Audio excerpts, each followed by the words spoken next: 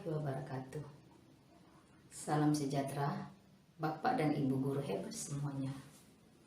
Perkenalkan, nama saya Nobrita Andriani. Saya guru SD Negeri 4 Bengkulu Tengah, Kabupaten Bengkulu Tengah, Provinsi Bengkulu.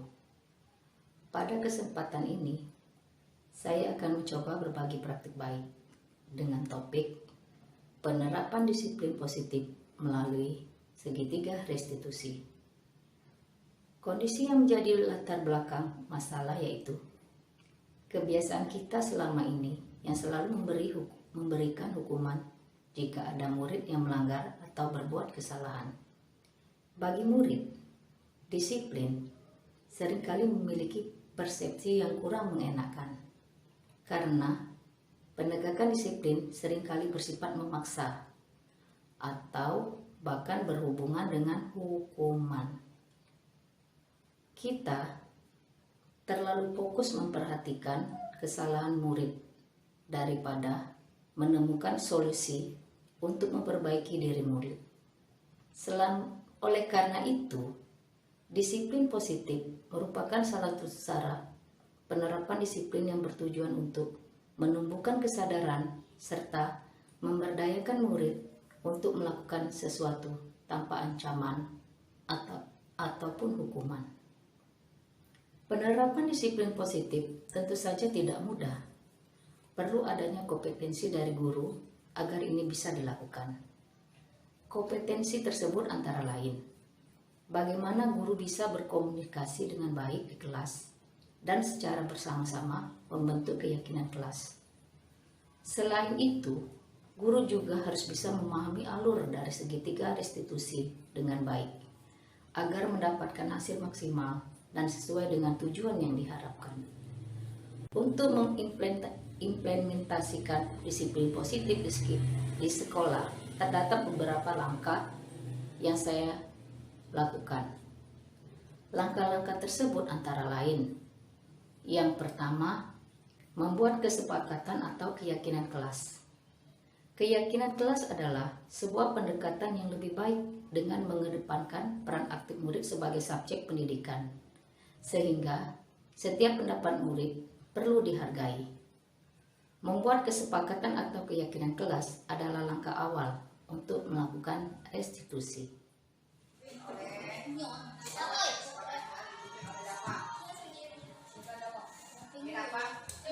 Gunanya kesepakatan kelas ini kita ucapkan lagi supaya kita lebih bisa memahami atau meyakini apa itu kesepakatan kayak apa itu kesepakatan. Namanya sepakat, dalam pertama apa namanya sepakat? Berjanji. Jadi harus kita dengan hati yang tulus, dengan hati yang tulus, ikhlas. Oke, dapat mengucapkan satu. Nah, kami ikuti ya. Ayo dapat kita ikuti.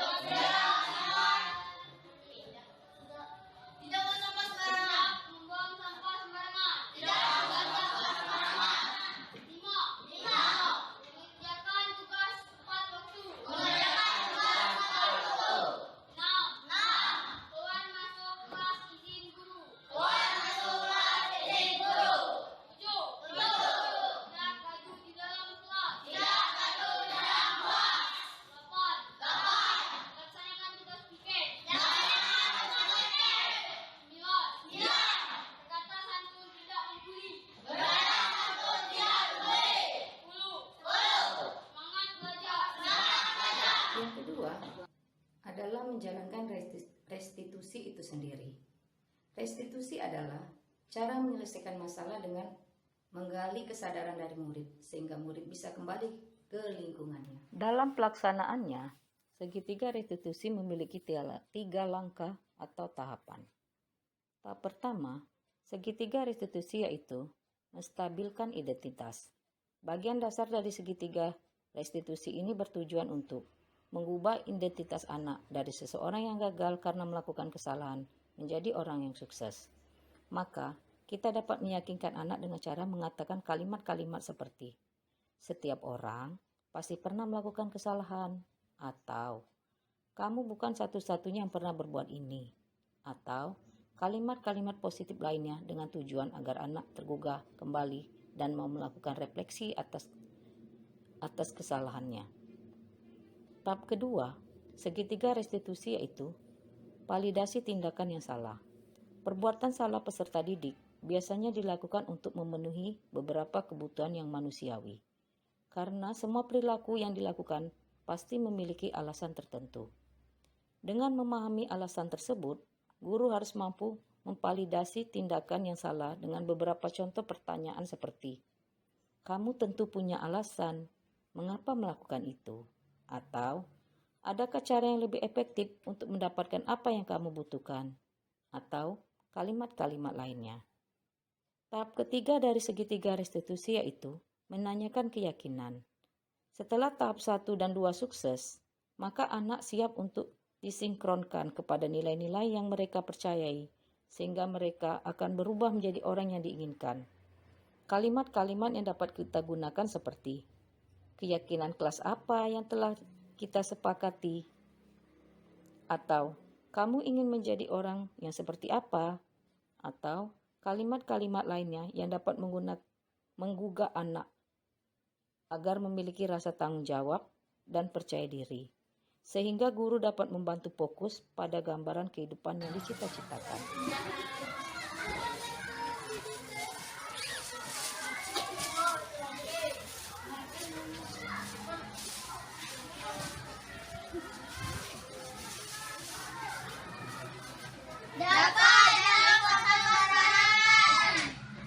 Assalamualaikum Bu.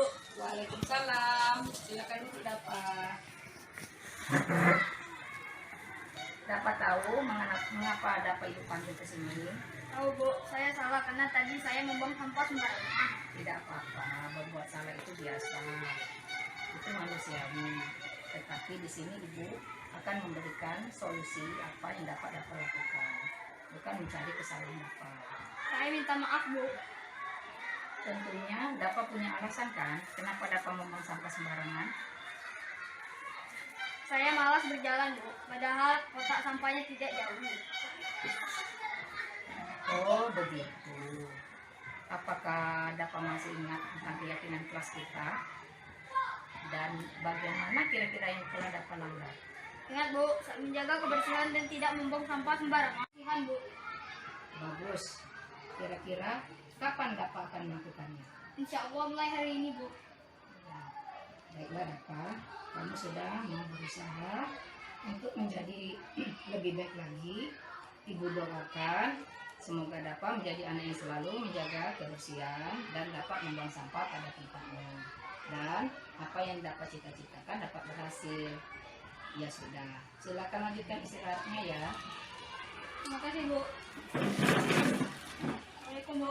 Waalaikumsalam.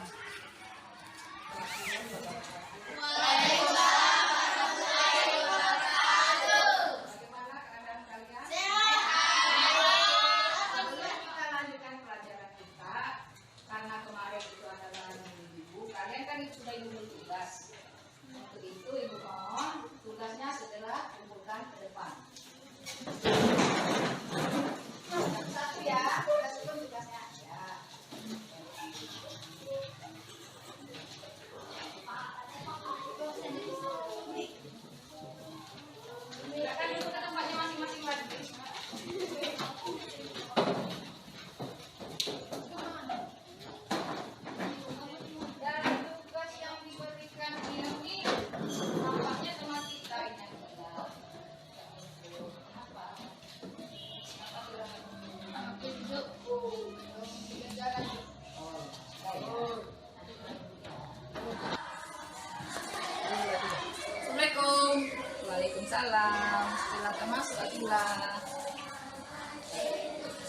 Apakah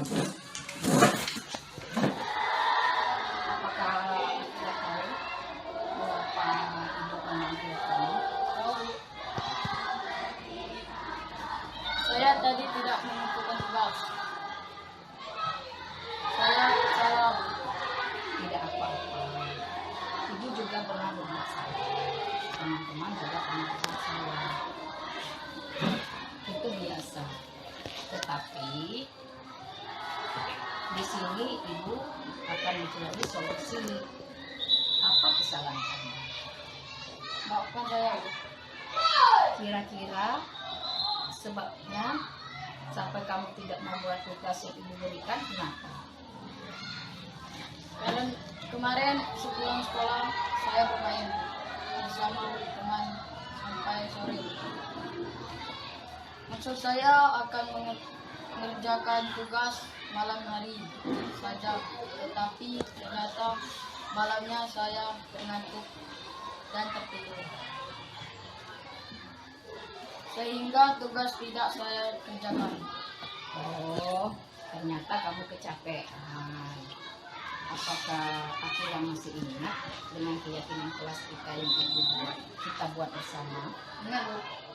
Dan bagian mana yang sudah Akila langgar? Mengumpulkan tugas tepat waktu. Baik. Jadi, apa langkah-langkah yang dapat Akila lakukan untuk memperbaiki kesalahan itu?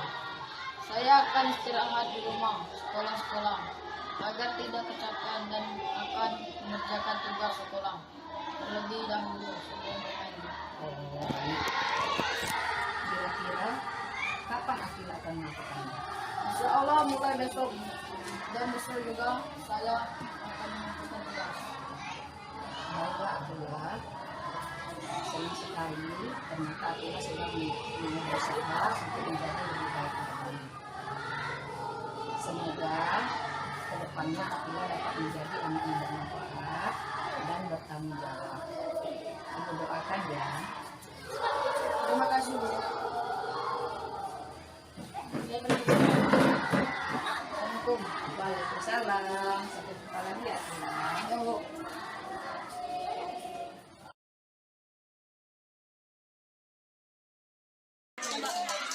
Assalamualaikum warahmatullahi wabarakatuh.